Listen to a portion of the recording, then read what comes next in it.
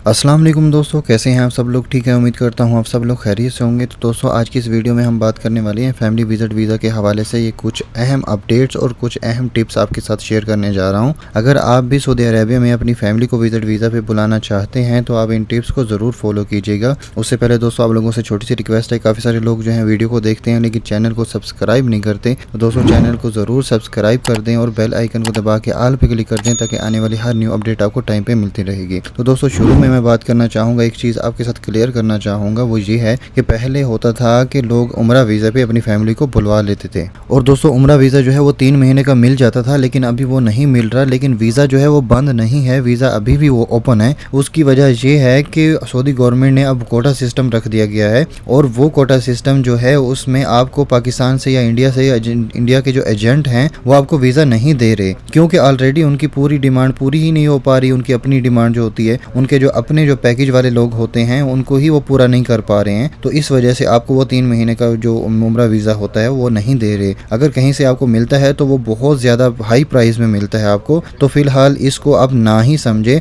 अब आते हैं फैमिली विजिट वीज़ा की तरफ। और दोस्तों, फैमिली विजिट वीज़ा में इस वक्त जो सबसे बड़ा इशू आ रहा है वो आ रहा है कि रिजेक्शन का। और ये आज से नहीं बल्कि पिछले कुछ दिनों से ये मसला चल रहा है। ये यानी तकरीबन कोई 1 महीना या उससे भी ज़्यादा कुछ दिन हो गए हैं रिजेक्शन का। ये बहुत ज़्यादा सिलसिला चल रहा है, काफ़ी ज़्यादा रिजेक्शन आ रही हैं। अक्सर लोगों का विजिट वीज़ा जो है वो रिजेक्ट हो रहा है। तो दोस्तों, अब जो है इन रिजेक्शन से बचना कैसे है वो मैं आप लोगों को बताता हूँ। अगर आप भी अपनी फैमिली का विजिट वीज़ा निकालना चाहते हैं तो आप इससे कैसे बच सकते हैं, क्या क्या तदबीर हैं जो आप अपना सकते हैं जिससे आपकी रिजेक्शन नहीं आ गई, वो मैं अभी आप लोगों को बताता हूँ। तो दोस्तों, सबसे पहले आपने करना ये है कि जब आप वीज़ा अप्लाई करेंगे तो उस वक्त आपका जो अकामा है वो कम से कम 2 महीने या इससे ज़्यादा वैलिड होना चाहिए। अक्सर लोग कहते हैं कि मेरा अकामा तो 1 महीना का था, 1 महीना ही वैलिड था, तो मेरा वीज़ा जो है निकल आया। भाई, निकल आया होगा, बिल्कुल निकल आया होगा। लेकिन इस टाइम पे जो रिजेक्शंस आ रही हैं, जो इशू चल रहे हैं, मैं उनकी बात कर रहा हूँ। जो लोग इस टाइम पे बहुत ज़्यादा परेशानी का फेस कर रहे हैं, परेशानी को मैं उनको ये चीज़ का हल बता रहा हूँ कि इस टाइम पे जिनके अकामा 2 महीने से कम था उनकी रिजेक्शंस बहुत ज़्यादा आ रही हैं। जिनका अकामा 2 महीने या इससे ज़्यादा का था उनकी रिजेक्शन ना होने के बराबर आ रही है। मतलब उनकी जो वीज़े हैं वो अप्रूव हो रहे हैं, इस अकामा की वजह से उनकी रिजेक्शन नहीं आ रही। लेकिन जिनका अकामा 2 महीने से कम था, 1 महीने था, 1.5 महीना था,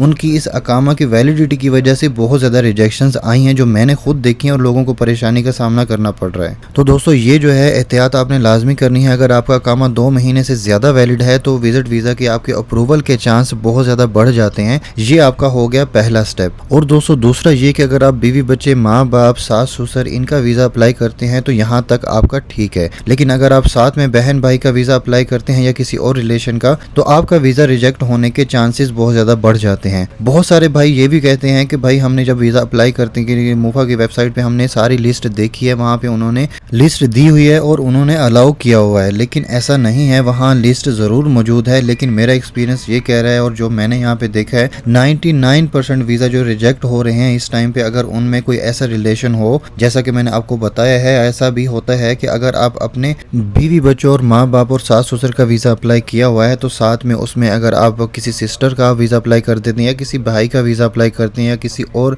जो है आपका वीज़ा अप्लाई करते हैं किसी रिलेटिव्स का, तो होता ये है कि जो सिस्टर का वीज़ा अप्लाई किया होता है उसका रिजेक्ट नहीं करते, बल्कि कभी कभी उसकी वजह से पूरी फैमिली का वीज़ा ही वो रिजेक्ट हो जाता है। तो इस चीज़ का आपने बहुत ज़्यादा ख्याल रखना है। अच्छा, तो ये तो 2 चीज़ें आप लोगों को मैंने बता दी हैं। एक, पहला अकामा वैलिड होना चाहिए। दूसरा जो है वो रिलेशन का जो है आपने ये बहुत ज़्यादा ख्याल रखना है कि उसमें बीवी बच्चे, बहन भाई का वीज़ा अप्लाई नहीं करना, बीवी बच्चों का करना है, अपने माँ बाप का करना है, अपने फादर और मदर का करना है और अपने सास ससुर का, बस यहाँ तक रहना है। अगर आप बीवी बच्चों के साथ साथ बाकी फैमिली के साथ साथ अगर बहन भाई का करते हैं तो उसके बहुत ज़्यादा चांसेस बढ़ जाते हैं। पहले होता था कि सिर्फ वो जो वीज़ा अप्लाई करते थे बहन भाई का, तो उसी का भी सिर्फ वीज़ा जो है वो रिजेक्ट होता था। लेकिन अब जो होता है उनकी वजह से बाकी पूरी फैमिली का भी वीज़ा भी रिजेक्ट हो जाता है। तो आपने इस चीज़ का बहुत ज़्यादा ख्याल रखना है। आपने सिर्फ और सिर्फ अपने मामा बाबा का, बीवी बच्चों का सिर्फ वीज़ा जो है अप्लाई करना है और सास ससुर का साथ अप्लाई करना है। इसके अलावा आपने किसी रिलेटिव्स का वीज़ा अप्लाई साथ में नहीं करना, वरना आपके ये वीज़ा जो है फैमिली का वो भी रिजेक्ट कर दिया जाएगा। या इस टाइम पे बहुत सारे वीज़े इस वजह से रिजेक्शन उनकी आ रही है। तो यहाँ पे 2 चीज़ें होंगी, एक तो अकामा आपका कम से कम 2 महीने वैलिड होना चाहिए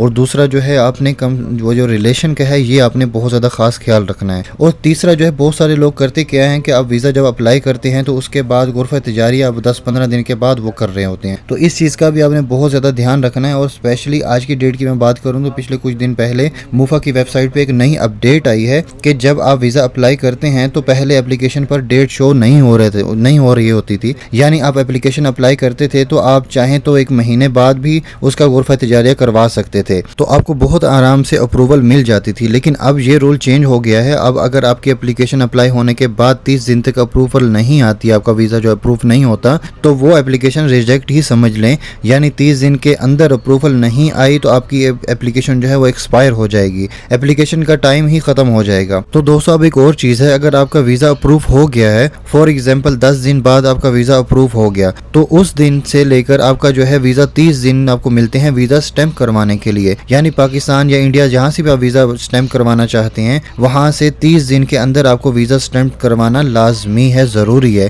पहले ये होता था कि वीज़ा वैलिड रहता था मिनिमम 3 महीने और मैक्सिमम 1 साल भी, वो 1 साल तक भी वैलिड रहता था, वीज़ा स्टैंप करवा सकते थे। लेकिन दोस्तों अब ऐसा नहीं है। अब अगर अब 30 दिन से ज़्यादा हो चुके हैं आपको वीज़ा अप्रूव हुए तो वीज़ा स्टैंप नहीं होगा। तो दोस्तों इसलिए 30 दिन के अंदर वीज़ा ज़रूर स्टैंप करवाना है आप लोगों ने। जब वीज़ा आपका स्टैंप हो जाता है उसके बाद 90 डेज़ मिलते हैं आपको ट्रैवल करने के लिए। यानी वीज़ा स्टैंप होने के बाद 90 दिन के अंदर आपको जो है सऊदी अरेबिया में ट्रैवल करना ज़रूरी है। अगर आप 90 डेज़ में ट्रैवल नहीं करेंगे तो वीज़ा एक्सपायर हो जाएगा और आपको एंट्री नहीं दी जाएगी। और दोस्तों जब आप सऊदी एयरपोर्ट पे इंटर होते हैं तो वहाँ से आपको पहले दिन स्टार्ट हो जाता है आप लोगों का। सऊदी अरेबिया में आपको मिलते हैं टोटल 90 दिन, यानी कि 3 महीने। 90 दिन पूरे होने से तकरीबन 7 दिन पहले आप लोगों को मैसेज आता है वीज़ा एक्सपायर होने का। तब आप जो है इंश्योरेंस फ़ी पे करके आप अपना वीज़ा जो है एक्सटेंड कर सकते हैं मज़ीद 3 महीने का। तो फिलहाल अल्लाह का शुक्र है वीज़ा एक्सटेंड हो रहा है, इसमें कोई इशू नहीं आ रहा। तो दोस्तों अब बात रही मल्टीपल विजिट वीज़ा की। तो दोस्तों इस मल्टीपल विजिट वीज़ा के बारे में आप बिल्कुल भी मत सोचें। मल्टीपल विजिट वीज़ा जो है वो फ़िलहाल बिल्कुल बंद है, इसके कोई चांस नहीं है कि अभी वो दोबारा ओपन हो। तो इस साल तो बिल्कुल नामुमकिन ही लग रहा है। शायद हज के बाद कुछ हो, ओपन होने का शायद कुछ चांस हो हज के बाद, लेकिन अभी बिल्कुल कोई अपडेट नहीं है, कुछ नहीं पता इसके बारे में।